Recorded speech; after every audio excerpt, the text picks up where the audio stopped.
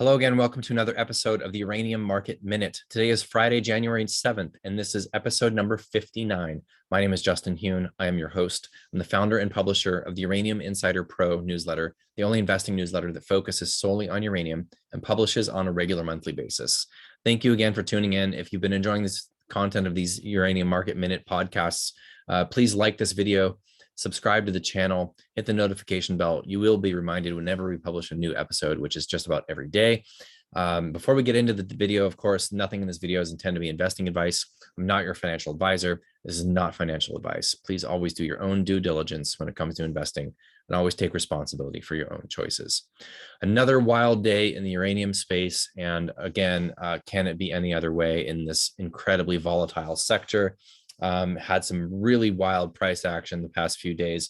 Big up day on Wednesday, big down day yesterday. What the heck is going on? We're going to get into all of those details in the mailbag section. And for now, let's just run quickly through the daily scoreboard. We'll take a look at the charts briefly, and then I will get into the weeds on what is going on in Kazakhstan and what is going on in the uranium market. Spot price of uranium sitting at $45.75 mid-market, up over $3 a pound in the new year, including it moved yesterday with Sprott out of the market. Spud had a very big day on Wednesday. It raised $83 million on Wednesday alone and bought 400,000 pounds of uranium. Yesterday, they raised a very small amount of money, bought 0 pounds. And like I said, they were not a buyer yesterday. However, we did see some movement in the spot market. It's probably a reaction to the Kazakhstan situation, but very interesting to see some upward movement in the spot price with Sprott inactive yesterday. So there are some other players dipping their toe. Sput's treasury now sits with a very healthy balance of $104 million in cash. All total since August 17th of 2021, when their ATM financing went live, Sprott Physical Uranium Trust has acquired 23.4 million total pounds of U3O8 and has raised 1.1 billion in new capital since August of last year. Again, they have allocated or authorized up to 3.5 billion total. That's another 2.4 billion from here in this ATM. Turning to the sector equity ETFs, year to date, URA's outstanding shares have increased by 250,000 shares. URNM has increased 375,000 shares. These inflows have given rise to a mandated 33.9 million in buying. Although if you look at the charts, you can't necessarily see that. Well, there's been a bit of a lift since the new year, I should say. The combined assets under management between these two ETFs is coming in just under 2 billion, 1.97 billion, an increase of 98.1 million this year so far. Good start to the year so far in the uranium sector overall. Let's go ahead and take a look at the charts. Starting off as usual with URA, the largest ETF in the space, although it is not 100% allocated to solely uranium names. It is 70% allocated to uranium names, but it's still the most liquid and the largest in terms of AUM. So we always start with that because it does generally reflect the market pretty well. We did note this positive divergence in the RSI a few days ago. Turns out that has resolved itself in the way we predicted in an upward movement. However, we saw big selling yesterday, huge volume the day before to the upside, record volume, in fact, record daily volume for this ETF, the highest trading volume it's seen in a single day since its inception. That was Wednesday of this week. Pretty big volume yesterday on the sell-off. Today, volumes are a little bit lighter, considerably lighter. However, we are seeing the market firm up a bit as the market digests all of the information coming out of Kazakhstan and coming from Cameco. I'll talk about that as well in just a moment. Sprott Physical Uranium Trust chart is looking very, very nice. Again, record volume, and it wasn't even close for the Sprott Physical Uranium Trust on Wednesday when they raised $83 million. Volume ticking up a bit today over yesterday with printing a nice hammer, up 2.24% on the day with about 30 minutes left of trading. Overall, looking positive for the Sprott Physical Uranium Trust, and the uranium price are holding very strong amidst the volatile price action for the rest of the equities. All right, so update on the Kazakhstan situation and my take on what happened in the markets yesterday with the big down day. So Wednesday is when the news really started to come out of Kazakhstan with the unrest having to do with the initial protests seem to be protesting the removal of a price cap on gasoline. Overnight, the prices of gasoline in Kazakhstan almost doubled, and the people hit the streets.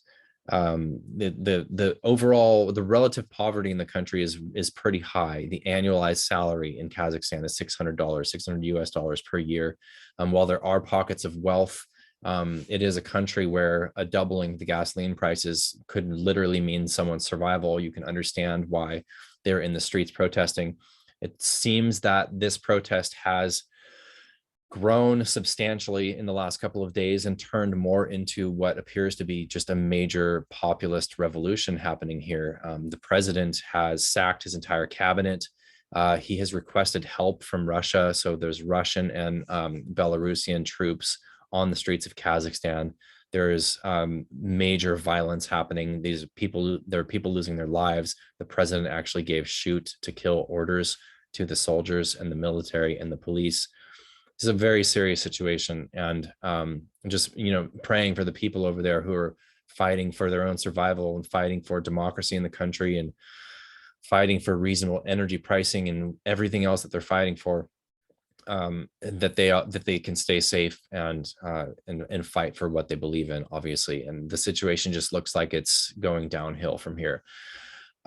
We did not hear any significant messaging from Kazatomprom, which is the primary producer, is the producer in Kazakhstan. Of course, they have a number of JVs with Orano, with Uranium One, with CGN, with Cameco. And so because first of all, the internet has been shut off in the country. I don't know if it's still off. It was off at least for a day or two. It might still be off. The bank systems have been shut down in the country as well.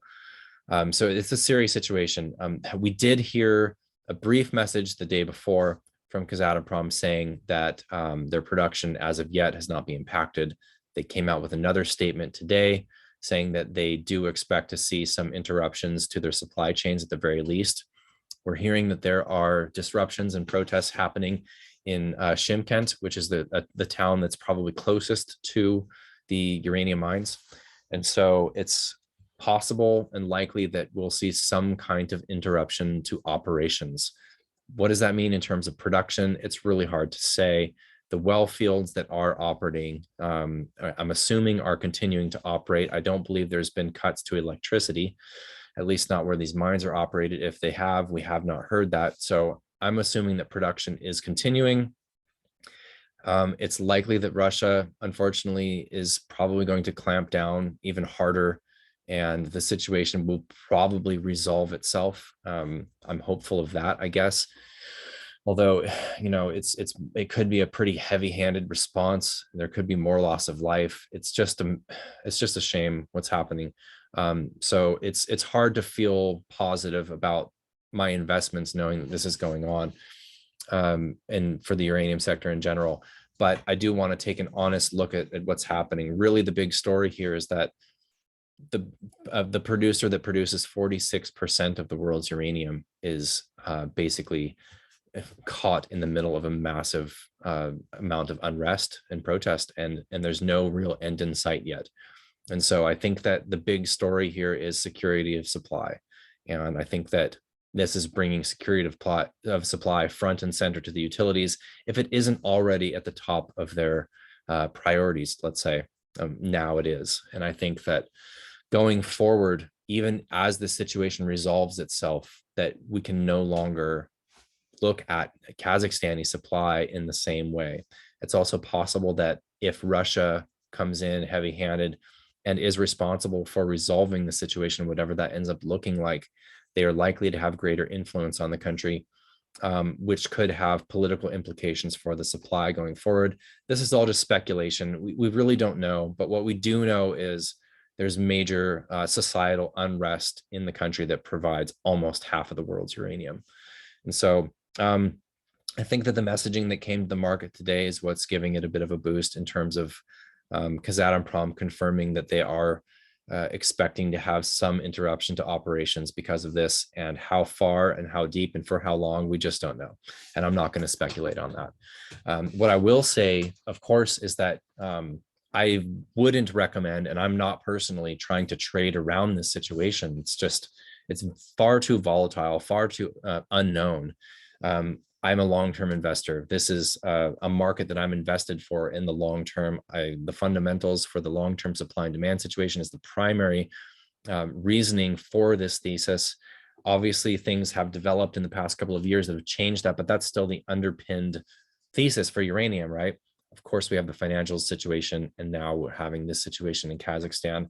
The COVID interruptions last year. I mean, so much has happened, right? But the primary supply and demand situation and thesis for being bullish on the commodity hasn't changed one bit, and it's only gotten greater for me personally. So I'm not recommending to anybody try to trade around this and predict the outcome of this. Either way, no matter how this ends up panning out and for how long, I don't see there's any way that this becomes a net negative for the price of uranium. It's just not going to happen. And so regardless of how it pans out, this situation is going to cause some sense of interruption or some sense of concern for security of supply, and should have an accretive effect on the price of uranium. And that's what we're expecting from this. Okay, so what happened yesterday? Yesterday, Thursday, the 6th of January, there was a really big sell-off in the sector, which surprised basically everybody. It was way overdone. And what happened was two things. A primary newsletter writer, Larry McDonald, that writes the Bear Traps report, issued a sell 1/3 of Cameco sell order to his subscribership. And the history of his buy and sell orders, he is still very bullish on uranium, still holds positions in other companies, in URNM and in the Sprott Physical Uranium Trust, as well as still having a third position in Cameco. But he does tend to swing trade some of these positions that might be called non-core. He's still holding the ETF, still holding the spot vehicle, trading in and out of these other positions. So that created some sell pressure on Cameco. Cameco then responded not to that, but to the situation in Kazakhstan, basically saying that they had yet to have any meaningful communication with Kazatomprom, and Cameco has a massive, very productive mine, very consistent mine in Kazakhstan called the Inkai mine. They have a JV there. They get a 49% offtake from that JV. That's about 4 million pounds a year for Cameco, and oftentimes they buy some of Kazatomprom's share of that JV as production, as part of their purchases. So when Cameco signals to the market, we need to buy X amount of pounds, that doesn't all necessarily come from the spot market. Some of that comes from their JV and Inkai. And so they responded to the market action, which they assumed was a response to the Kazakhstan situation potentially resolving, to Kazatomprom signaling that they didn't see any interruptions as of then. And so they came out saying to the market, we have projects in North America that can be brought online if needed. And that just signaled to the market, oh boy, run away, run for the hills. So we saw really big declines, 5, 6, 7, 8, 9% declines in most of the large caps across the space yesterday. Way overdone, in my opinion. Now, of course, Cameco had to come back to the market today and say, wait, that isn't what we meant. We have all these other projects in Saskatchewan and in the United States that can be brought online eventually, but we have no estimated timelines as to when or if we'll even need to do that. So obviously, they put their foot in their mouth again, and that it's not the first time that has happened. But they came back to the market and say, chill out, everybody. We're not bringing anything online. We think things will probably resolve in Inkai, but we're still watching that situation before we make any other decisions.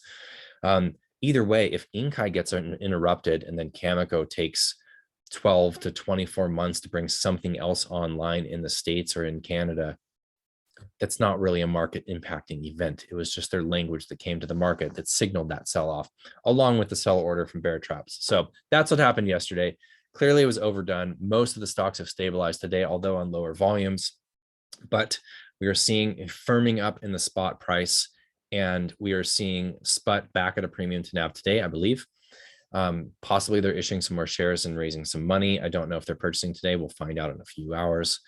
Either way, zoom out, weekly charts, everything's okay.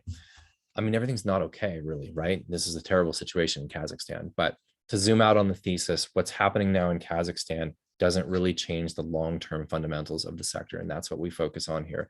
But that's what's going on now. We're obviously watching it very closely. We issued a bulletin yesterday signaling our brief take on the market.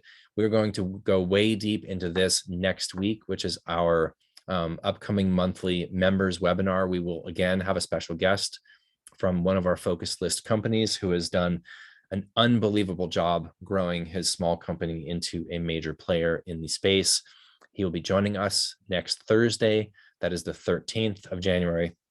And obviously, we're going to go into not only deeper detail of what's happening here with Kazakhstan and with the potential impacts that they could see, but also with how we think this is going to play out for 2022.